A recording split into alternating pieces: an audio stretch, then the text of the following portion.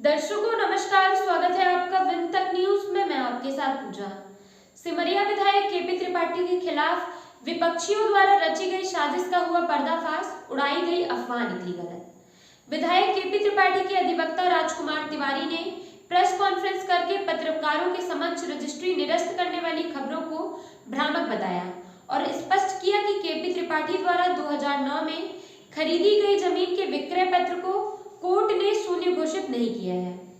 दरअसल पूरा मामला सिमरिया विधानसभा के विधायक केपी त्रिपाठी के विरुद्ध विपक्षियों द्वारा बीते दिनों से एक गलत अफवाह उड़ाने से संबंधित है। मामला जमीन की रजिस्ट्री से जुड़ा हुआ है। सन 2009-10 में सिमरिया विधानसभा के ग्राम बमहौरी में अनीता गौतम के द्वारा सिमरिया विधायक केपी त्रिपाठी को, जो उस समय किसी भी राजनीतिक पद में नहीं थे, 9 एकड़ 11 डेसिमल जमीन बेची गई थी, जिसकी रजिस्ट्री भी कराई गई थी। आपको बता दें कि अनीता अंगद प्रसाद और कुसुम कली की इकलौती पुत्री हैं। अंगद की मौत के बाद अंगद के हिस्से की 13 एकड़ जमीन में से 9 एकड़ 11 डेसिमल जमीन इनकी बेटी अनीता के नाम हुई। बची हुई शेष जमीन उनकी पत्नी कुसुम कली के नाम हो गई, जिसके कुछ दिनों बाद अनीता ने अपनी जमीन केपी त्रिपाठी को बेच दी थी। जमीन की बिक्री के बाद अंगद के भाई राम प्रसाद और उनके छोटे बेटे राकेश ने कुसुम कली की जमीन में अपनी हिस्सेदारी का दावा दायर किया, जबकि उनके नाम से 13 एकड़ से ज्यादा की भूमि पहले से ही है। वहीं सिमरिया विधायक केपी त्रिपाठी द्वारा खरीदी गई जमीन की रजिस्ट्री जांच में पूर्णतः सत्य पाई गई है। आइए सुनते हैं इस मामले में विधायक केपी त्रिपाठी के अधिवक्ता राजकुमार तिवारी को। वकील साहब, एक मामला इस समय चल रहा है सोशल मीडिया में विधायक सिमरिया को लेकर माफिया ऐसा कुछ, उसमें आप अधिवक्ता हैं, क्या सच्चाई है? हाँ, उस केस में मैं अधिवक्ता था और प्रकरण भी माननीय सप्तम अपर व्यवहार न्यायाधीश वर्ग 2 श्रीमती पद्मनी सिंह जी के न्यायालय से पारित हुआ है।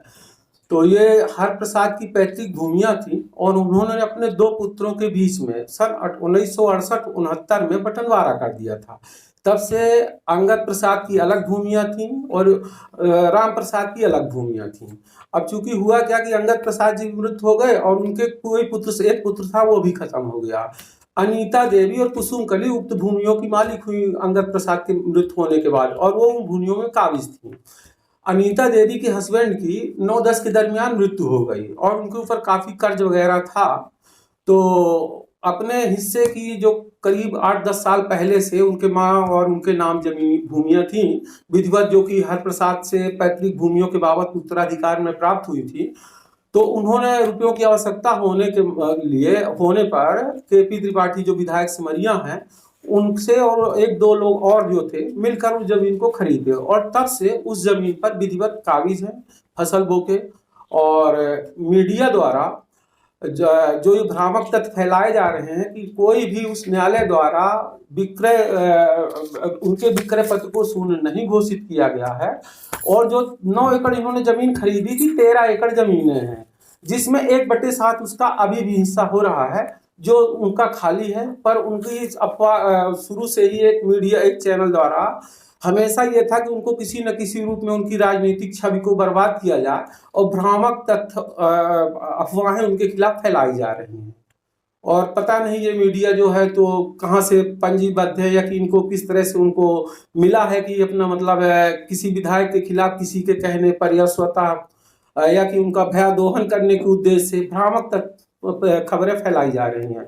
उनका न्यायालय द्वारा कोई भी विक्रय पत्र शून्य घोषित नहीं किया गया। सिर्फ 13 एकड़ में 1/7 का हिस्सा उनका दिया गया है। इन्होंने सिर्फ 9 एकड़ 11 डिसमिल जमीन खरीदी है। मतलब इनकी भूमि विवाद से मुक्त है? इनकी जमीन विवाद से मुक्त है, इसमें किसी तरह का कोई विवाद नहीं है या इनका हिस्सा जो है सुरक्षित है और ये काबिज है।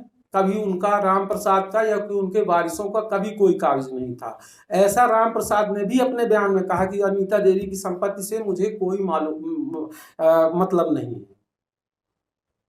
अपना नाम बता दीजिए। राजकुमार तिवारी, एडवोकेट, और प्रकरण की पैरवी में उनकी ओर से अधिवक्ता था।